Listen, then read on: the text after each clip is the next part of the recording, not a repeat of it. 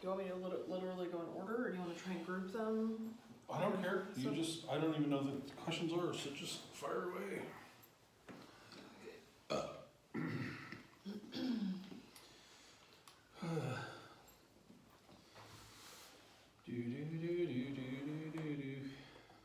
right. Do I have a memory card in here? Yes, I do. All right.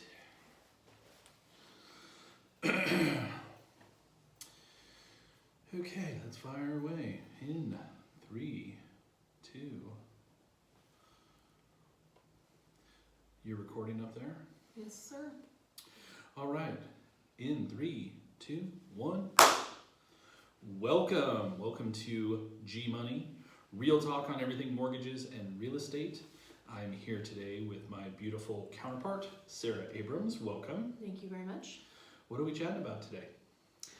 Well, you had come to me and proposed that we do a little filler episode where we kind of go over FAQs.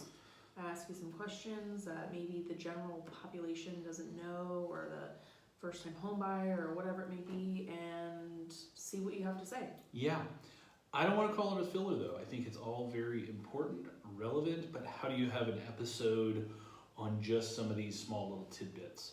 So it's very important information. We're going to fire off. She's going to fire off some questions, and I'm going to answer mortgage-related FAQs. All right. Welcome. Let's fire it up. All right. First one. Can someone get a mortgage without a credit score? Yes. Okay, so how? Because we talk about credit scores all the time, and it qualifying with the rates, and better to have a higher score than lower score. So, one, how, and two, does it impact the kind of mortgage they can get? I Yeah. guess? This advice is recommended by Dave Ramsey. He is a financial guru, and I really trust and value his opinion and a lot of things that he has to say. It is possible, but my recommendation is to not go the no credit. And that's really what he preaches. I think he has a lot of good, and I'm not just picking on Dave Ramsey, you know, we'll get into this a little bit more intricate, but you know, there's one side of this where it's like have no credit, only pay for cash, only do. Then there's the practical side that at some point in your life you're going to want to finance something, and sometimes it's advantageous to finance something. I mean, if you can purchase a vehicle with 0% interest, or you can get a mortgage at 2.5% or 3% interest, why would you not take advantage of that? Sure. And you could grow your money in other avenues, which I'm sure he would firmly believe. In order to do that though, you cannot just have no credit established. And so again, it's like credit is in the making. How do you get to 800 credit scores is not overnight. You know, I think 30% of the components that go into your credit is length of time of credit. So let's just kind of take the basis here. Can you get a mortgage without credit? Yes. You can get a conventional mortgage, not a conventional high balance mortgage. So it has to fall within the conventional nationwide conforming loan limits. This is for one person only. Like, can you have a husband and wife that has, no credit? Yes, conventional conforming. Now, this means that you have zero credit, and that, I'm not going to say can be a challenge, but there's also things that can post to your credit without your knowledge, whether it's a collection or things like that. You can say, hey, I've never had a credit card in my life, I've never had an auto loan in my life, but out of nowhere you had an unbeknownst collection, and all of a sudden you now have a credit score, something that is posted to your credit. And so you run a pretty high risk with that, and that's the things, sometimes things are beyond your control like that. When we're doing a mortgage like that, you're not going to get the best of the best interest rates. There's going to be some loan level price adjustments, so you need to take that into consideration. We also have to establish alternative trade lines or alternative credit where we want to see some accounts that you have a history of paying in good standing order for 12 months. So that could be your cell phone, that could be car insurance, that could be utilities. I believe FHA will allow it as well, and they also require the alternative credit. So it is possible. I've done it a few times where I have had, some borrowers where we have done this, so it is possible, it is doable. In my opinion, for many reasons, it's probably not recommended. Okay, all right. Yeah. So if someone who doesn't have credit, whether they're young adult or 18 and they're just getting started, maybe they just moved from another country and they've got citizenship and they're here, or whatever the scenario is, like, where would you point them to get them started in like a positive way to start establishing credit, or who do they talk to get that advice from? Yeah. And that's always brings us back to Credit 101. I mean, there's not a handbook that says this is the perfect method. Most people stumble and fall through credit throughout their lives because nobody's really gone over that with them. Establishing credit is tricky because they are conscientious of providing you an account without having any established credit or any good established credit. So for many reasons, I've personally started out with some department stores, Macy's, JCPenney's, Sears. Sometimes they will start you out. And then the other, which I like, is a for sure thing, is a secured credit card. With secured credit card, you are guaranteed, no matter what your credit history is, to obtain credit. How do they do that? It's secured by the amount of funds you're willing to front. So if you want a $1,000 limit, then you front $1,000 and the credit is granted to you, but there's a backing for the bank. I think that's a great way to start. So it's essentially you're spending your own cash, but you're doing it in a way that it helps you establish credit. Absolutely, yeah. The big thing with new credit for somebody that's 18, somebody that's new to this country and just establishing credit, it's slow moves. Don't do too much at once.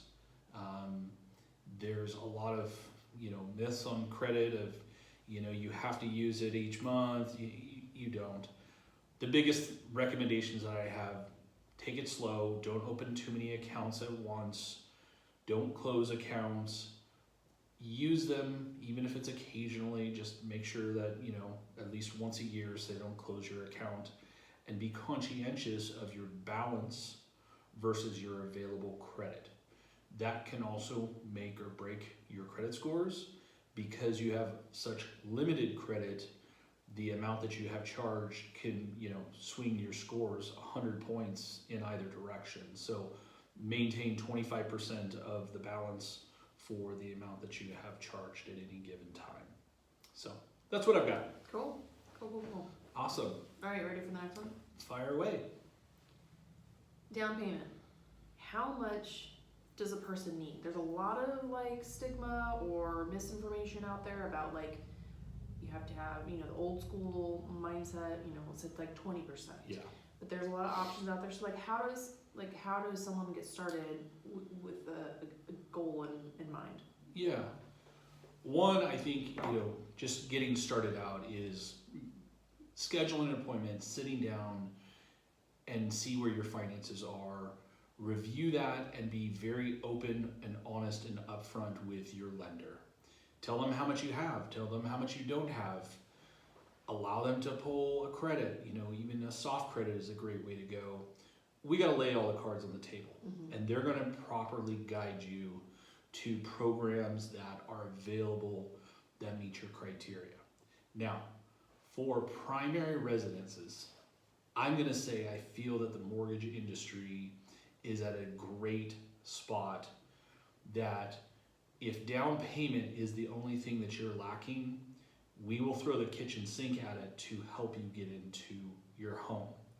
Now, doesn't always mean it's the easiest to qualify for, but we have to look at the whole picture. So we're looking at how much do you qualify for really comes down to, for the most part, a debt to income ratio.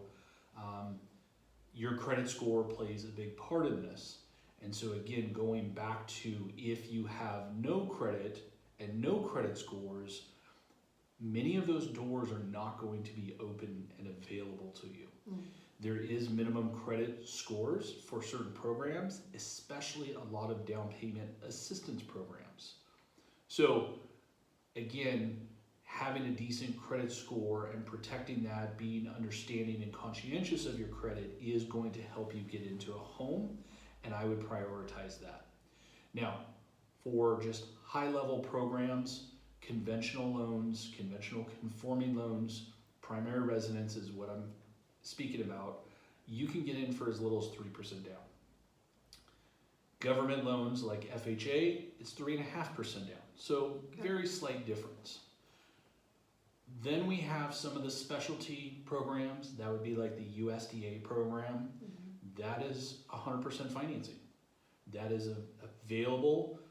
The two biggest caveats there is the geographic location.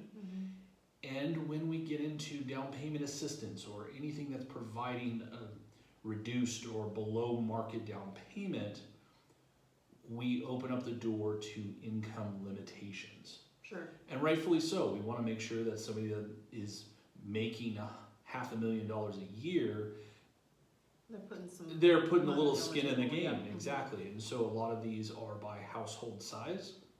And so, if you're making $150,000 a year in Ventura County, you're still within that income limitation for many programs. And then one of my favorite programs, and not just because it's 100% financing, but because they're so flexible in a lot of different ways, is the VA program. So if you're a veteran and you're eligible for that, that is number one, the program that we want to look at and see if it meets your needs. So on that, so it's called the VA loan, the veteran loan. Does someone have to be a former active military, or is it like, because when I hear the word veteran, it's someone who has served? Yeah. So is it open and eligible for people who are active in the military? There is, yes. Spouses, talk about that a little bit. Yeah, so for the VA loan, it is for the person that is active military or that is the veteran. That's who the VA is, and they don't lend the money, they guarantee it. And then mortgage companies like American Pacific Mortgage, we come in, we grant the loan, we fund the loan by following their guidelines. They put their rubber stamp on it that says guaranteed. And so they don't even guarantee 100% of the loan. It's a percentage of it, but having that government backing is so strong. And really for the borrower, they don't want to mess that up, because then you get blacklisted. And so it's extreme, and I don't want to be harsh in the terminology that I'm using, but it's a very golden ticket that they receive, and so you definitely want to use it wisely. Now, with, again, the origin of the question here is, who is eligible for that? There is a time allotment of time served that is a requirement, and that is not the same across the board. Meaning, if you're in wartime and you're serving, you're active military, and you're serving in combat areas, then it has a much lower time served than if you were a reservist, for example. Okay. So there is a chart based upon the role that you have within the military and your time served. And then if you are active military, then you would need to go to your superior command, and then they have to write you a letter that you're in good standing. Most of the VA loans, and not all of them, most of the VA loans that we do are for prior served military. And so once you retire or discharge from the military, typically you're issued DD 214.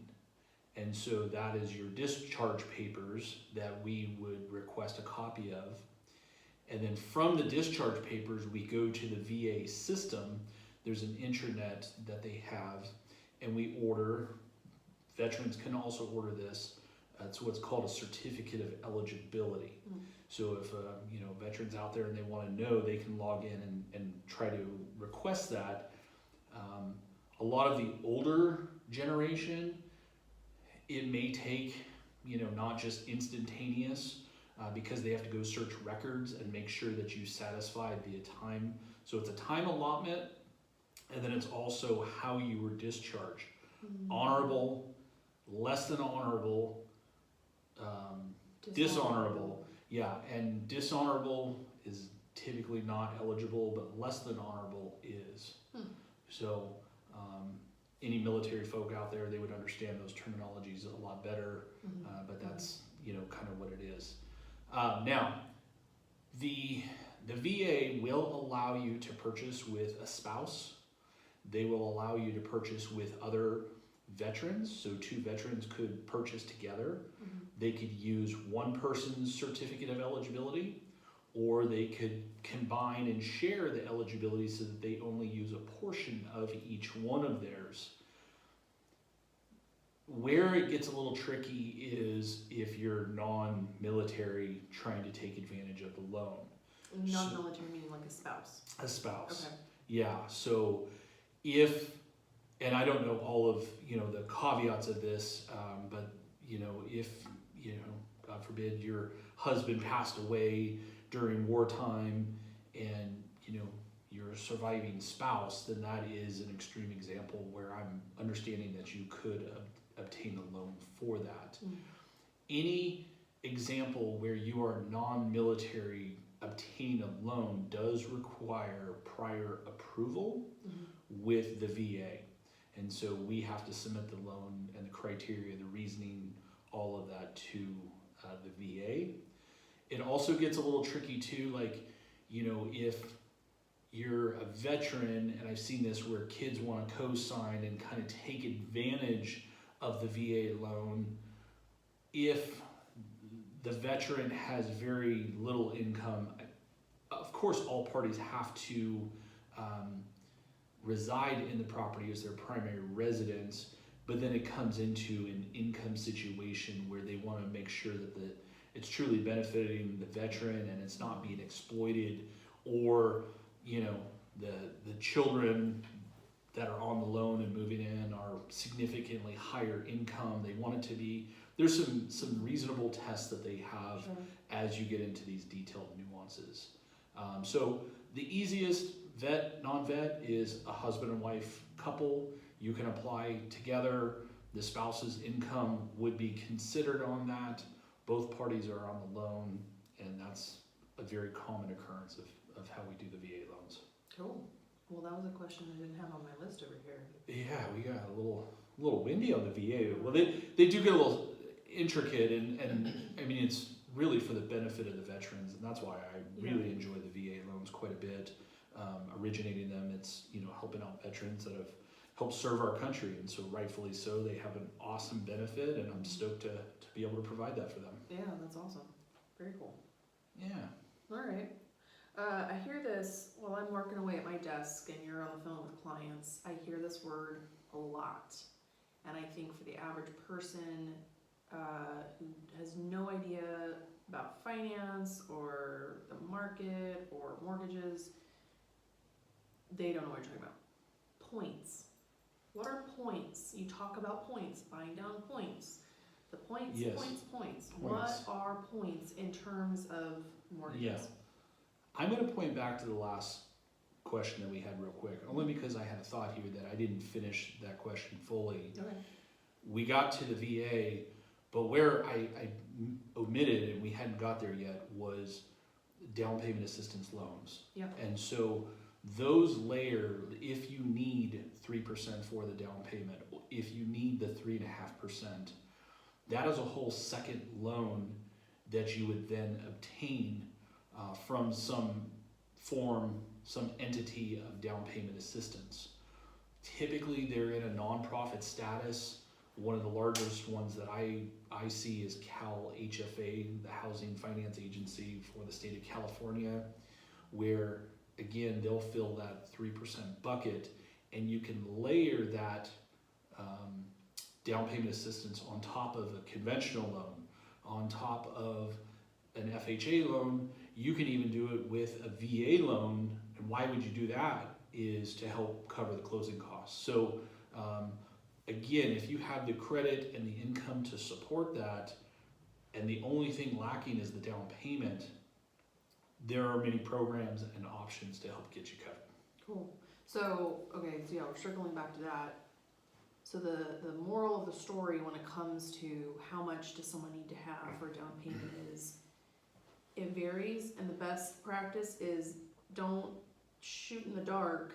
Talk to someone about your scenario. Talk to a lender, not just someone, a lender who Yes. is going to potentially be working on that loan to say, okay, where are you at and where do we need to be?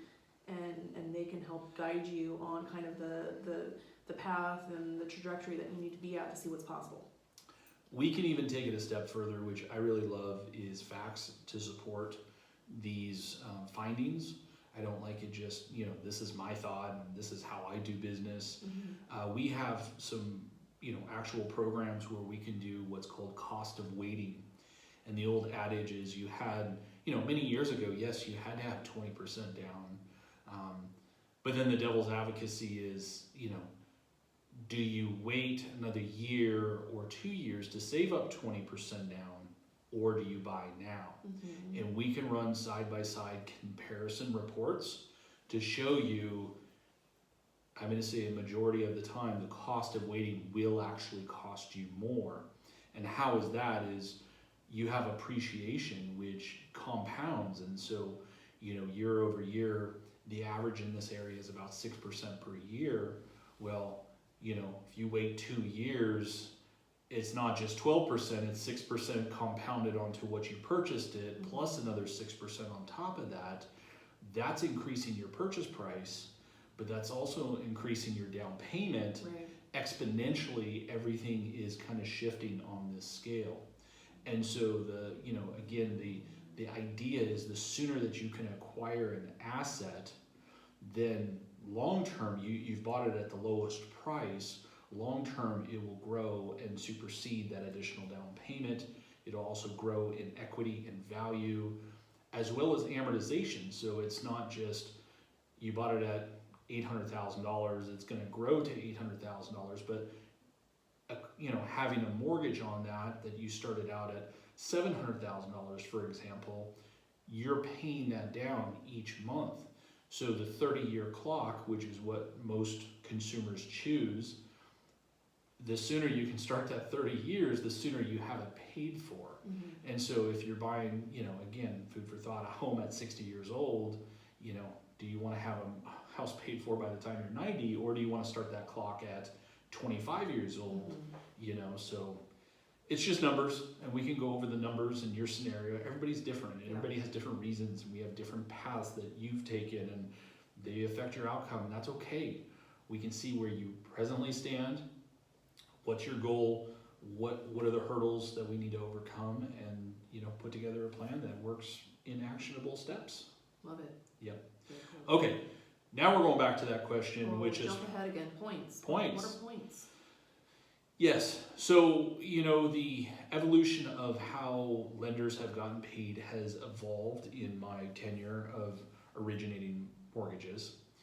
And we used to charge what we call an origination fee. So, here's the base pricing, and then essentially, 2% origination fee, 1.5% origination fee, and so another terminology is 1 point.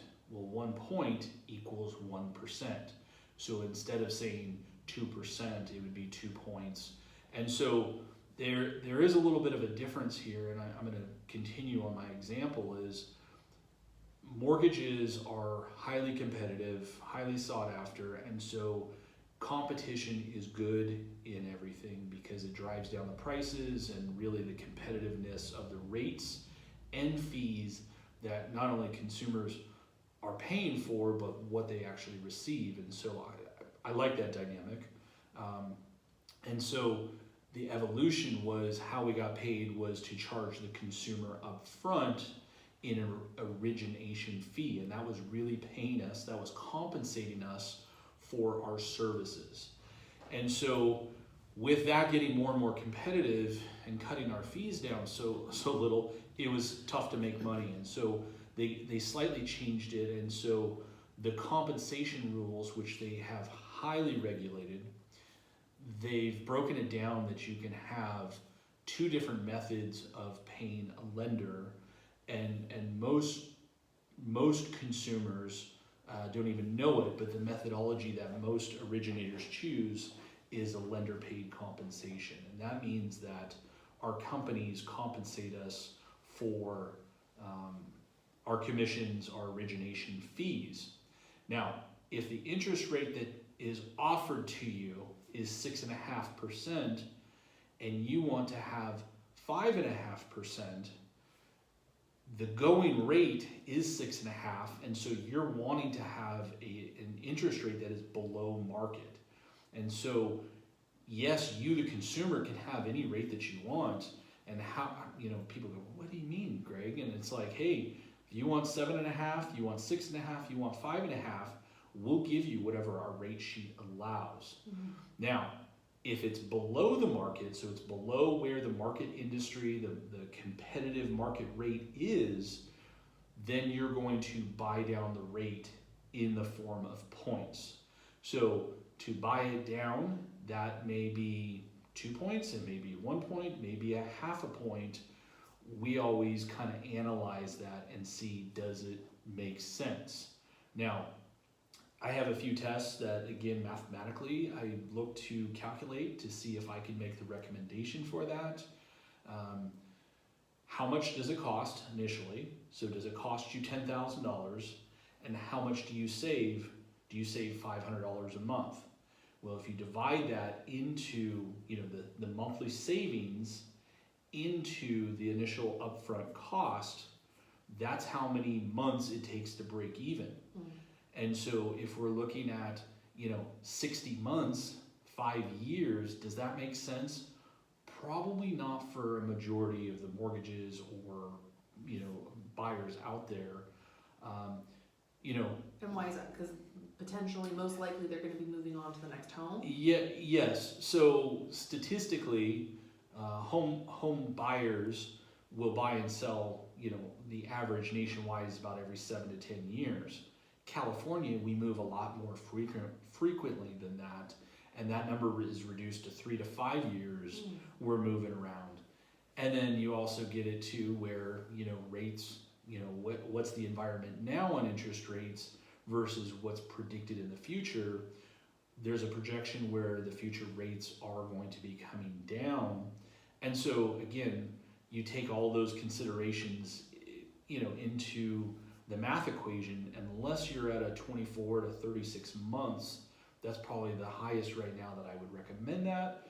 But that's not always the case. I mean, we need to hear all of the facts of that specific loan.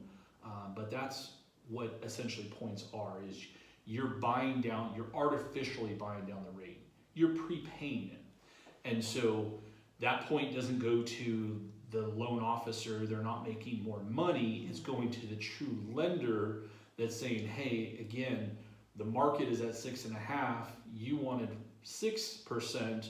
You're going to prepay the difference, and we will offer that to you. So also, a minute ago you said, you could buy down the rate with, you said 1 point or 2 points or whatever the cost is. Yeah. When you say that, so 2 points equals 2%. So the 2% of the loan, is that where that, what is 2% of what? Yeah, that is correct. Okay. Yeah, I'm sorry. Some of those simple little details I left out. Yeah, so 1 point equals 1%. It's 1% of the loan amount. Okay. If you have $1 million purchase, but a $500,000 loan amount, the loan amount is $500,000. Mm-hmm. 1 point, 1% is $5,000. Okay. So that's how that works. Now, I'll also elaborate, why the heck would somebody want to take a higher rate than what is going? So I gave that example of, going market rate 6.5, they chose to take 7% or 7.5%, whenever it exceeds par pricing, so par is the going rate, there's actually a credit given back to the consumer, to the borrower, in the form of a lender credit. And so they can use that for some or all of the closing costs, so it reduces their cash to close. Now, in all of these examples, it's not just infinite that you can buy down the rate or that you can increase the rate to obtain lender credits. Again, mortgages are highly regulated, and so there's some points and fees tests that the loan must pass, that they look at what is the, as of November 19th, what is the average offering rate that is offered to consumers nationwide, and then they add typically about 3% to that, and so your APR has to fall within that.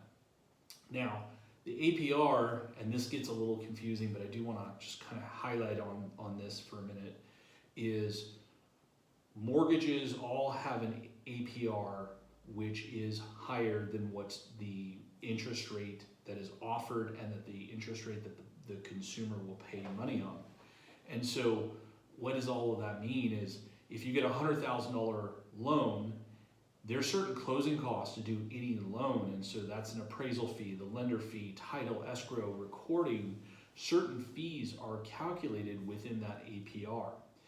And years ago, it was a lot more encouraged, and I still encourage consumers to inquire on the APR. Very easy, here's how you can shop around, and this is what the whole point was. You could go to 10 different lenders, and each of these lenders would offer you 6.5%. Okay, so it's like, oh yes, it's, you know, this one's giving me 6.375. This is the deal. Mm-hmm. Well, maybe you didn't understand or look at the fees properly. In that one particular deal, you were actually buying down the rate, and so it increased the APR. Mm. Now the APR is they take those fees and they divide it by the loan amount, and it tells you in a very simplistic way how much you're paying in fees.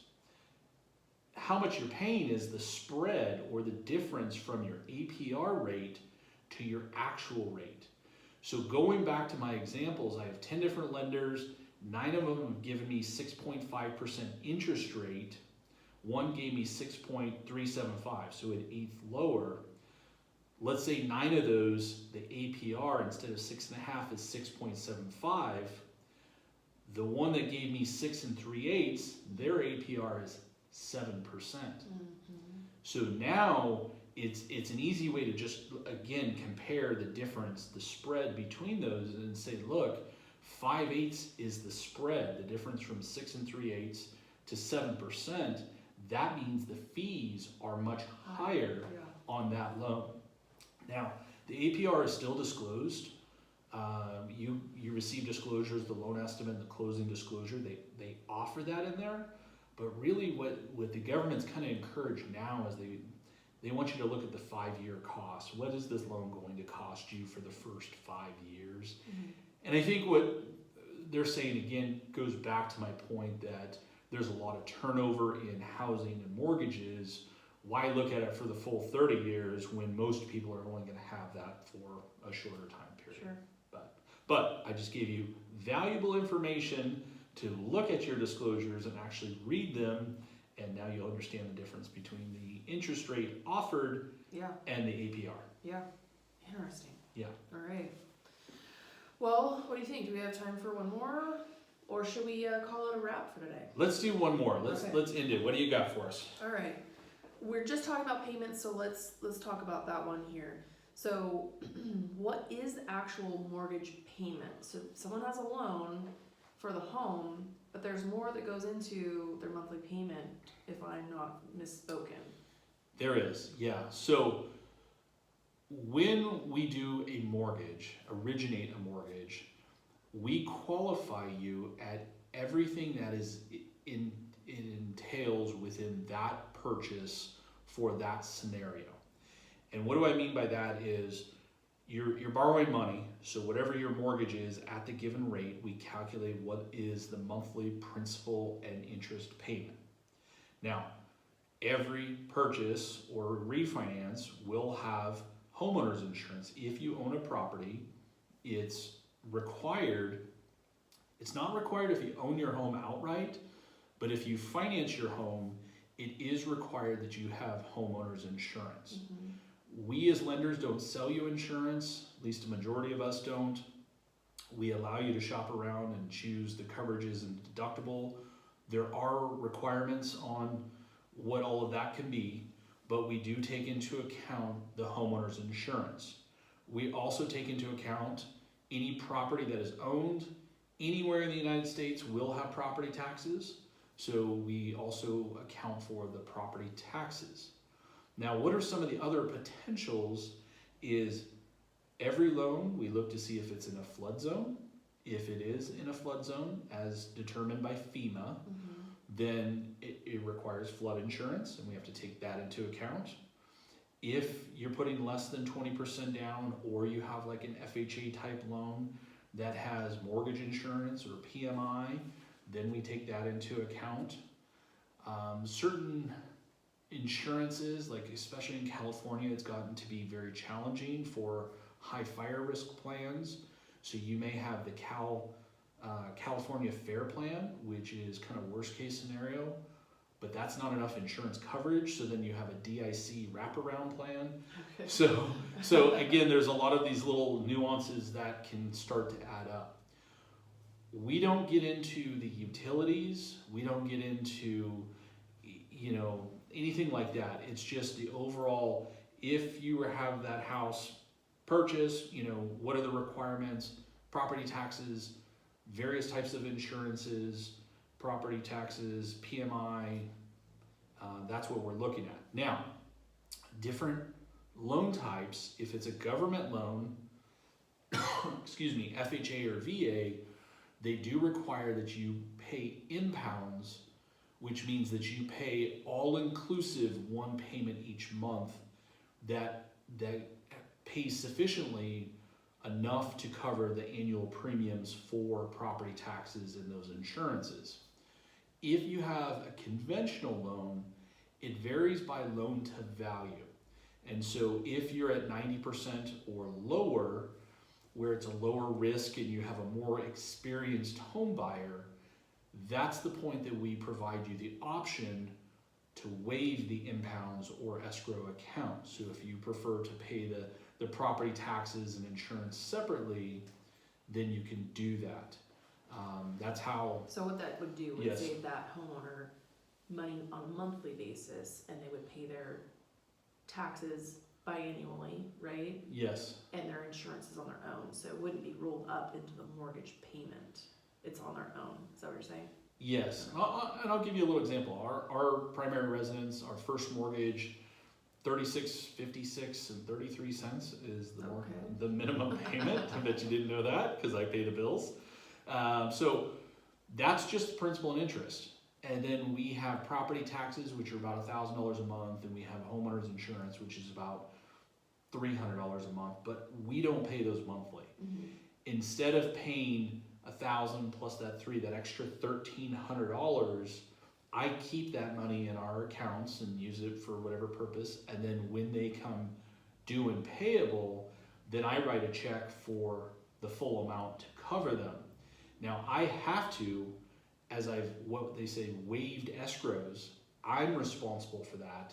The mortgage company highly looks at that, and if they catch on that you're in default, so you have not paid your taxes or insurance, they will pay it. They'll quickly swoop in and they'll impound your mortgage payment. The reason, and they have to be kind of guardians of this, is you can go into default and actually lose your home to foreclosure through property tax sale, through lien sales, if you're to that extent. And if you don't add insurance in time, they're going to add their own insurance. They don't care what the cost is. They're just going to lender place that insurance premium. And so, it's all a calculation of risk.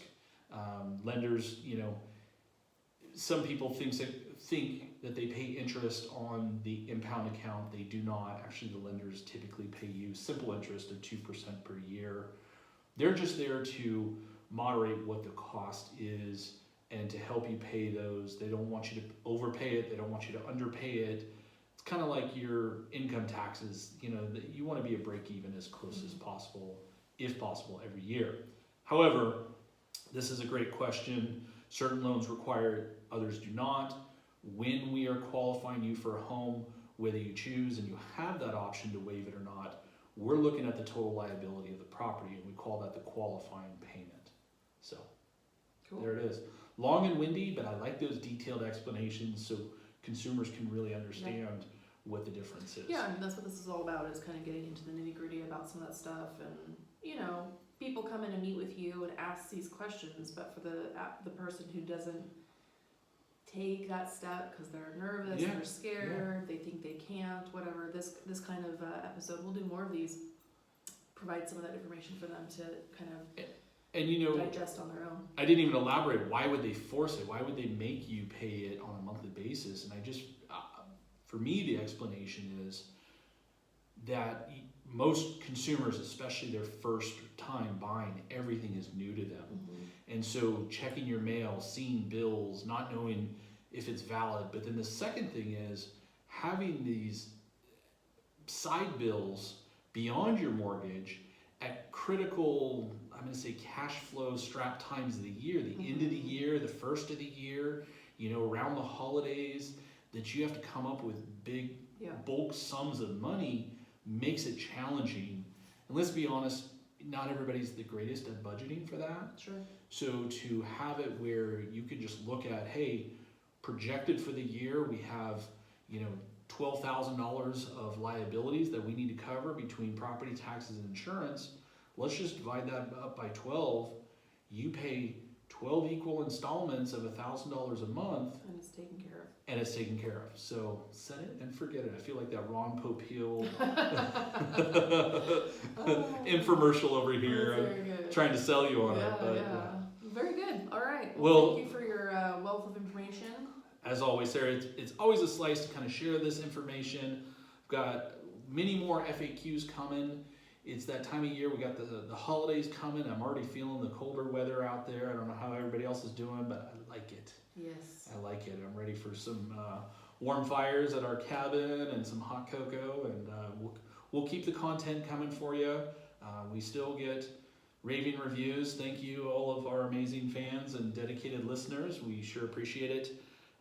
And until next time, we're going to say thank you for listening. Make sure and hit that like and subscribe button. Stay tuned for the next episode. This is G Money, real talk on everything mortgages and real estate, and we're out. Peace.